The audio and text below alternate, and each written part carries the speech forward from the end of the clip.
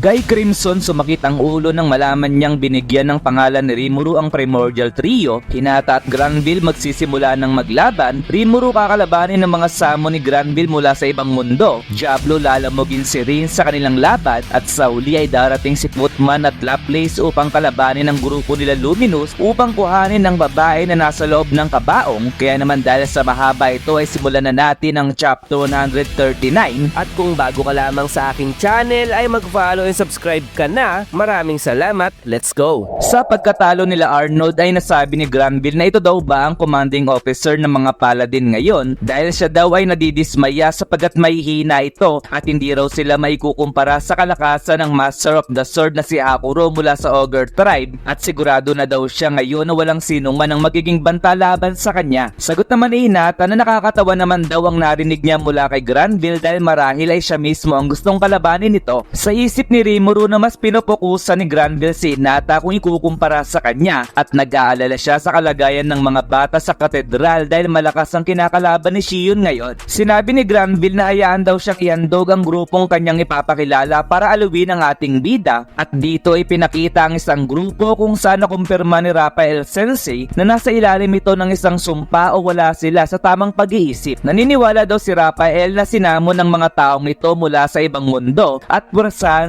silang sumusunod sa utos ni Granville habang sa isip ni Rimuru na inaakala daw siguro ni Granville na hindi niya magagawang patayin ng mga ito kung kahit isa daw itong mahinang strategy laban sa kanya. Sa pagsugod ng isang bata na may hawak na patali may sinipa lamang ni Rimuru ang kanyang paa na nagdahilan upang siya ay mapatumba at sa kanyang pagbagsak ay ginamit ni Rimuru ang kanyang kapangyarihan. Sinabi ni Raphael na nagtagumpay silang matanggal ang sumpa at walang delikadong side effects ang kanilang ginawa habang sa isip ni Rimuru na nakakapagod naman ang kanyang gagawin dahil kailangan niyang isa-isahin ang mga ito para tanggalin ang sumpa sa kanila. Paalala naman ni Granville na maaaring ang ibang tao sa grupong ito ay mula sa mundo ni Rimuru at sana daw ay mag-enjoy ang bida sa oras ng kanilang labanan samantalang sa isip ni Rimuru na alam naman daw siguro ni Granville na hindi siya kayang patayin ng mga ito kaya tanong niya sa sarili na gusto lamang ba ng kalaban na siya ay maging busy pero hindi niya raw gustong matupad ang nais mangyari ni Granville ngunit magtitiwala daw siya sa kanyang mga kakampi at gagawin na lamang muna ang dapat niyang gawin sa ngayon. Pinakita namang nagsimula ng maglaban si Rain at Diablo at dito ay umatake si Rain ng kanyang magic power subalit si Diablo ay iniiwasan lamang ito upang hindi siya tamaan ng mga yelo. Sinabi ni Rain na hindi nila matatawag na ito isang labanan kung tanging pag-iwas lamang ang gagawin ni Diablo pero sagot ni Diablo na hindi niya tinatakbuhan si Rain sapagat hindi naman daw niya kailangang magbigay ng effort sa kanyang kalaban. Sagot naman ni Rain na nagmumukhang talunan si Diablo sa kanyang sinabi at sigurado daw siyang hirap pa si Diablo na gamitin ang buo niyang lakas sa katawan na kanyang natanggap pero hindi raw gagana sa kanya ang ganong klaseng palusot ni Diablo. Sa isip ni Rain na hindi siya papayag na sa madaling paraan matatapos ang kanilang laban ni Diablo dahil parehas naman daw silang primal demon ni Diablo pero nai-enjoy nito ang kanyang kalayaan. Hindi raw bumuo si Diablo ng kanyang sariling grupo, hindi rin siya sumusunod sa utos ng iba at kahit lahat daw ng demons ay gustong magkaroon ng physical na katawan ay tinatawanan lamang daw ito ni Diablo noon at ang pinakakinaiinisan pa niya dito ay nagawa ni Diablo na tumabla ng labanan nito si Guy Crimson. Pagkatapos daw magkaroon ng physical na katawan ni Guy sa mundong ibabaw at magtaglay ng malakas na kapangyarihan ay wala namang pakialam si Diablo sa pagpapalakas at patuloy lamang itong naglilibot kung saan-saan. Kaya naman bilang sila ay isang demon ay kailangan din daw dapat gawin ni Diablo ang tamang ginagawa ng isang demon kung saan kailangan niyang maghangad ng kapangyarihan para sa kanyang evolution. Subalit bigla siyang nagulat sa sumunod na sandali dahil napalibutan na lamang siya ng isang spell at pagtatanong sa sarili na kailan pa nagawa ni Diablo na ihanda ang isang multi-layered na disintegration. Sinabi ni Diablo na ginuhit niya ang spell sa harap mismo ni Rain pero nakakaboring naman daw dahil hindi ito nagawang mapansin ni Rain habang sa isip ni Rain na ginuhit pala ito ni Diablo habang umiiwas sa kanyang pag-atake kanina at nasabi na paano nagawa ni Diablo na gumamit ng napakasamang spell sapagkat ang Holy Magic ang pangontra laban sa kanilang mga demon, isang magic na napakadelikado na kahit si Diablo ay pwedeng mapinsala nito. Sagot ni Diablo na kung ang kanyang paniniwala sa kanyang master ay napakalalim ay magagawa niyang gumamit ng spirit particles at hindi raw ba nakikita ni Rain na common sense lamang ang kanyang ginawa. Pero sagot ni Rain na nababaliw na daw ba talaga si Diablo pero sagot muli ni Diablo na hayaan daw siyang bigyan ng parangal si Rain sa pamamagitan ng pagtapos dito dahil sa ginawa nitong pag-insulto sa kanyang pinakamamahal na master Rimuru ay susunugin niya ito habang siya ay nagsisisi. Sa pag-activate niya sa disintegration ay muling sinabi ni Diablo na ang paglaban niya kay Rain ay isang simpleng gawain dahil simula pa lamang ay alam niya na magiging boring ang kanilang laban sapagkat alam niya na ang katapusan nito. Pagkatapos noon ay pinakita na lamang na si Rain ay bagsak na pero buo pa din naman ang kanyang katawan at nasabi ni Diablo na sobrang hina ni Rain pero binabati niya ito dahil nagawa niyang maiwasan ang direct hit ng kanyang spell. Malaki daw ang kakulangan ng lakas ni Rain kung ikukumpara sa lakas ni Testarossa bago ito sumailalim sa evolution at tanong naman ni Rain na sino ang tinutukoy ni Diablo na Testarossa at sagot naman ni Diablo na wag nang pansinin ang kanyang sinabi dahil wala namang kinalaman si Rain. Sa isip ni Diablo na ano na ang kanyang gagawin ngayon dahil alam niyang malakas para kay Shio ng insectoid na kanyang kalaban at kahit katulong pa nito si Ranga ay mapapahaba lamang nila ang laban. Pero bigla niyang naalala ang sinabi ni Shion bago siya tumungo kay Rain na siya na ang bahala sa insectoid kung kaya't sabi niya sa sarili na sinabi niya kay Shion na pagkakatiwalaan niya ito at kung babalik siya ngayon ay para naman siyang nangiinsulto. Ang kanyang pagkabahala daw ay hindi lamang kay Shion dahil maaari daw kayang paraan ito ni Rimuru upang magkaroon ng karanasan si Shion at Ranga na kumalaban ng mas malakas sa kanila at kung ganun man daw ang intensyon ng kanyang master ay mali kung siya ay mangingialam sapagkat ang pagkilos niya ng salungat sa gustong mangyari ni Rimuru ay isang malaking kasalanan. Sa isip naman ni Rain na nag-iisip na naman si Diablo ng kung ano-ano at makikipagpustahan daw siya na siguradong mali ang conclusion ni Diablo at sa isip muli ni Diablo na siya ay umatras na sa laban kung kaya't hahayaan na lamang niya sa kanyang senior ang pakikipaglaban sa insekto. Sinabi ni Diablo na merong nakakairitang nilalang ang dapat niyang ayusin at sinabi kay Rain na dapat ay papatayin niya ito sabay aalis agad pero nakapagdesisyon siya na hindi ito gawin. Hindi raw ito ang tunay na katawan ni Rain dahil isa lamang itong clone kung kaya't hayaan daw siyang makita ang tunay na katawan nito kasama ang kanyang pinuno at sagot naman ni Rain na kaka-evolve lamang ni Diablo sa pagiging demon peer pero ganito na agad ang ugali nito. Biglang nawala si Rain sa harapan ni Diablo at isang malaking liwanag ang pinakita kung saan dito ay nagpakita si Guy Crimson at binati si Diablo na matagal na daw silang hindi nagkita ni Black. Sagot naman ni Diablo na hello Rogue or mas mainam kung tatawagin na kita ngayon bilang Guy Crimson at sagot ni Guy na alam niyang sa simula pa lamang ay alam na ni Diablo na isang double ni Rain ang kanyang kalaban kung kaya't bakit pa rin daw ito nagsagawa ng malawakang atake kay Rain. Sagot naman ni Diablo na nagpapanggap siyang hindi niya ito alam dahil kapag nawala ng interest si Guy sa kanya ay naalala niya na bigla na lamang nitong kuhanin si Rain sabay alis para hindi sila makapag-usap at bukod pa raw doon ay hindi sapat ang disintegration upang talunin ng isang primal demon kung kaya't ang spell na ito ay hindi pwedeng tawagin na isang secret weapon. Sagot naman ni Guy na yun pala ang tawag sa spell na yun pero kahit siya daw mismo ay magtatamo ng pinsala kung sakaling tamaan siya ng direct hit ng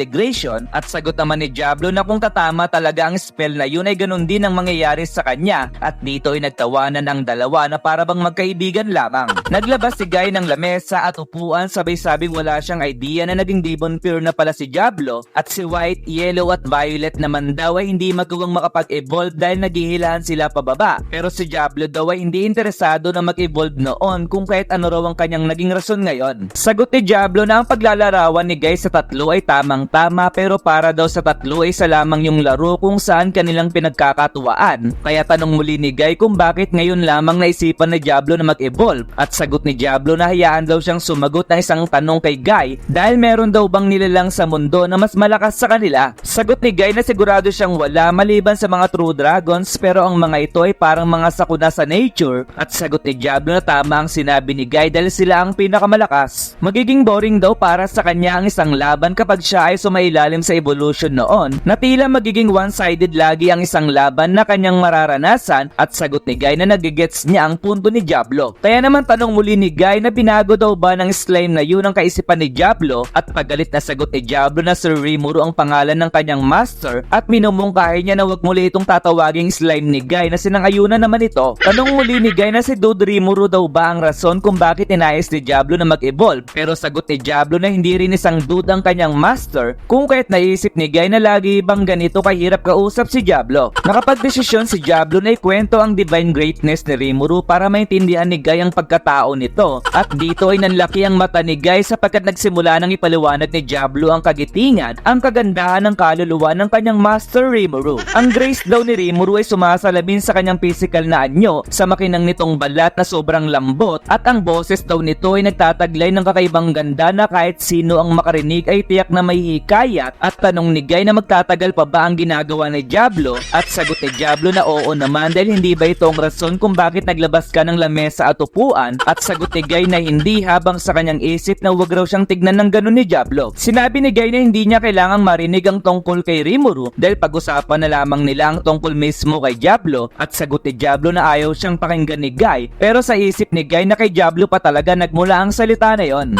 Balik daw sila sa kanilang pinag-uusapan ang mga ginagawa daw ng kasamahan or alagad ng kanyang Master Rimuru ay sobrang bilis ng pagbabagong nagagawa sa araw-araw at sa palagay niya ay nang makita niya ito ay ito ang nagpabago sa kanya. Nangangamba daw siya dahil kung hindi siya gagawa ng effort ay maaring kahit siya ay mapag-iwanan ng lahat at sa environment na binuo ni Rimuru ay wala na siyang rason upang limitahan ang kanyang sarili. Natuwa si Guy sa narinig niya mula kay Diablo at naisip na matagal nang ginugugol ni Diablo ang kanyang sarili ng mag-isa sa mundo ng mga demon at ngayon ay nakahanap na ito ng nilalang na matatawag niyang amo. Sinabi ni Guy na narinig na ba ni Diablo ang balita na ang insectoid na nagbabantay sa norte ay umalis sa kanyang pwesto at dahil naging maluwag ang depensa sa lugar na iyon ay tiyak na ang kanyang mga alagad ay baliw na baliw sa tuwa ngayon sa Western Nation. Ngayon daw na si Rimuru na ang responsable sa lugar na iyon ay tiyak na hindi ito papayag at matuwang sagot ni Diablo na sa palagay daw ba ni Guy na hindi ito papansinin ng kanyang amo at tanong ni Guy kung may kakaibang plano ba si Rimuru. Sagot ni Diablo na oo naman dahil pinadala ng kanyang amo ang nararapat para sa lugar na iyon at tanong muli ni Guy na kaya ba ng mga nilalang na ito na pigilan ng kanyang mga alagad at sagot ni Guy na oo naman dahil sumusunod ang mga ito sa utos ni Testarossa. Sa isip ni Rin na narinig na naman niya ang pangalan ni Testarossa habang si Guy ay nagtataka kung sino ba si Testarossa at sagot ni Diablo na nakalimutan niyang sabihin na ang tinutukoy niyang Testarossa ay walang iba kundi si White Demon.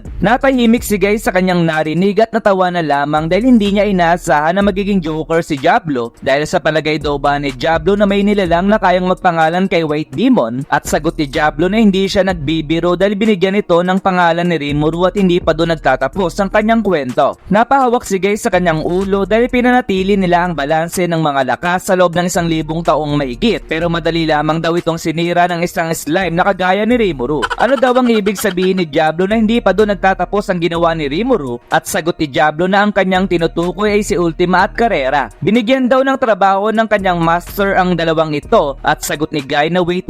lang habang nasabi ni Ray na pwede bang ipaliwanag ni Diablo kung sino si Ultima at Carrera. Sinabi ni Diablo na ang kanyang tinutukoy ay sina Violet at Yellow Demon habang napatulala naman si Guy nang marinig ang pangalan ng dalawa at naisip na ano ba ang pumasok sa isip ng bida sapagat nagets naman niya kung bakit napaamo nito si Black dahil sa pagiging weirdo nito pero hindi niya akalain na mapapaamo din ito ang Primordial Trio. Bukod pa raw doon ay napaamo nito si White Demon na siyang may pinakamataas na pride sa tatlo kung kahit ano daw kaya ang nakita nito upang magsilbi kay Rimuru at sinabi ni Diablo na kung ipapaliwanag niya ang mga nangyayari ay kailangan niya kasi ng mga nilalang na gagawa ng trabaho para sa kanya kung kaya't dahil kailangan niya ng kaibigan at nagkataon na libre naman ang tatlo ay in-invite niya itong sumali sa kanilang grupo dahil hindi naman forever na maghihila na lamang sila pababa para sa kanilang kasiyahan. Kaya naman minungkain niya daw sa tatlo na pwede silang lumakas ng konti kapalit ng pagseserbisyo kay Rimuru at naisip ni Guy na si Diablo pala ang may kasalanan ng lahat pero ang mas baliw daw sa lahat ay walang iba kundi si Rimuru dahil kahit nabigyan daw ito ng pagkakataon or hindi man ang pagpapangalan sa isang primal demon ay hindi basta-basta kayang gawin ng kahit sinong old demon lord. Maaari daw na madaling mamatay si Rimuru o kaya mabura ang kanyang existence sa mundo dahil sa kanyang ginawa kung kaya't nasabi ni Guy na mukhang kailangan niyang makausap si Rimuru ng harapan. Mukhang kailangan niya daw bumisita sa lupain ni Rimuru bago pa mauli ang lahat pero sagot ni Diablo na maaari daw bang wag gawin ito ni Guy dahil pwedeng magdulot lamang ito ng komplikasyon pero sa isip ni Guy na kay Diablo pa talaga muli nang galing ang salita na yon.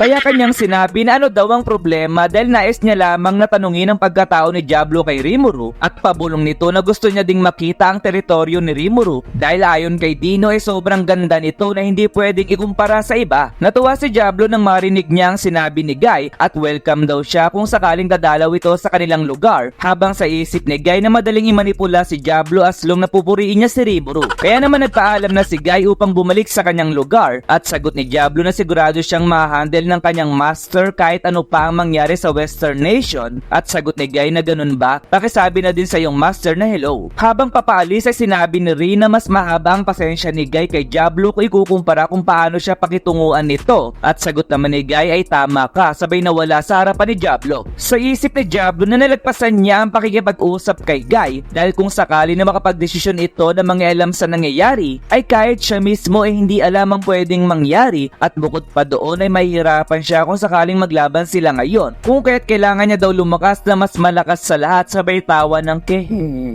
Habang kinakalaban ni Hinata at Rimuru si Granville at kinakausap naman ni Diablo si Guy at Rin, ay dumako naman tayo sa mas malalim na parte ng City of Night Garden kung saan dito nagpapahinga ang Demon Lord na si Luminous. Naiinis si Luminous dahil ginagawa ni Granville ang anumang nais nitong gawin at naiintindihan naman niya ang mga pangyayari sapagat ang kaguluhan sa katedral ay isa lamang panlilin lang dahil kung sakali na sumali siya sa laban ay ito mismo ang nais mangyari ni Granville. Dagdag pa raw doon ay alam naman niya na aware si Granville sa arc na kanyang tinatago at maaaring binabalak nitong gisingin ang babae na nasa loob ng kabaong. Isang nilalang ang nagsalita kung saan sinabi nito na ang pinuno pala ng grupo ang nagbabantay sa kanilang pakay kung kaya't mukhang ang kanilang panghihimasok ay nahulaan na ni Luminous at dito ay pinakita sila play sabay sabing mukhang monitor ni Luminous ang lugar na ito at sabi naman ni Putman na may prey silang pwedeng pagkatuwaan. Sagot naman ni Luminous na banggitin daw ng dalawa ang kanilang pangalan at sagot naman nila Place na mukhang ayaw nang magpaligoy-ligoy pa ng Demon Lord na si Luminous. So dito na nagtatapos ang chapter 139 at paganda na talaga ng paganda ang mga nangyayari kung kaya't magkita-kita na lamang tayo sa susunod na buwan. Goodbye!